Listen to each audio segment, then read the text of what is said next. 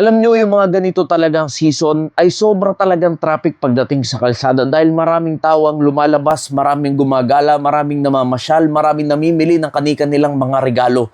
Kaya kung maiksi ang iyong pasensya ay talaga naman mag-iinit na lang ng mabilis ang iyong ulo.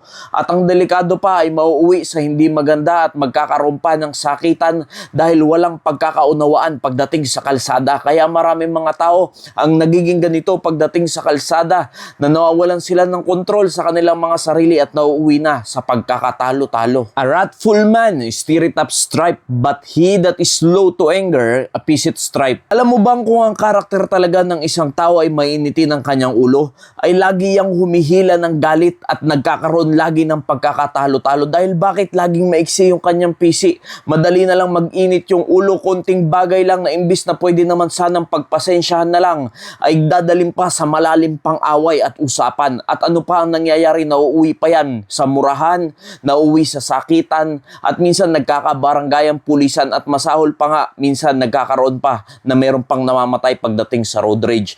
Kaya mga kaibigan, mga kapatid, hindi lagi na dapat pairalin yung tapang ng bibig, yung tapang ng dila, yung galit na bumubugso sa iyong damdamin. Dapat ikaw, lalo na kung ikaw ay mananampalataya na ng Panginoong Jesucristo, ay hindi mo na dapat laging pinapairal yung galit.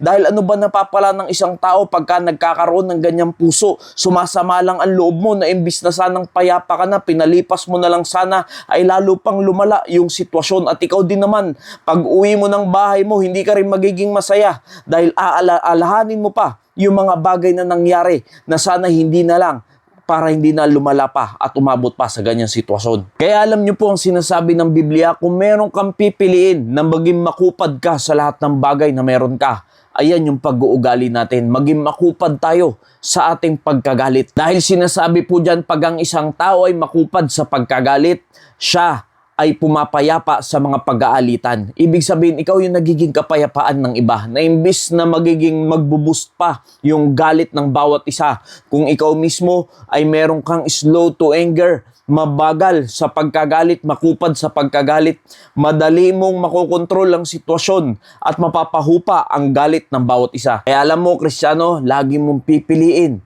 na ikaw ay maging mabagal sa pagkagalit, ngunit mabilis magpatawad at palipasin yung mga ganyang bagay dahil yan yung tinuturo sa atin ng ating Panginoong Jesucristo na kung paano tayo lalakad sa mundong ito na merong kahinahunan, merong kapatawaran, merong pagmamahal at dyan mo matututunan mahalin ang iyong kaaway. Nawa naging pagpapala po ang mensaheng ito. Maraming salamat po and God bless you all.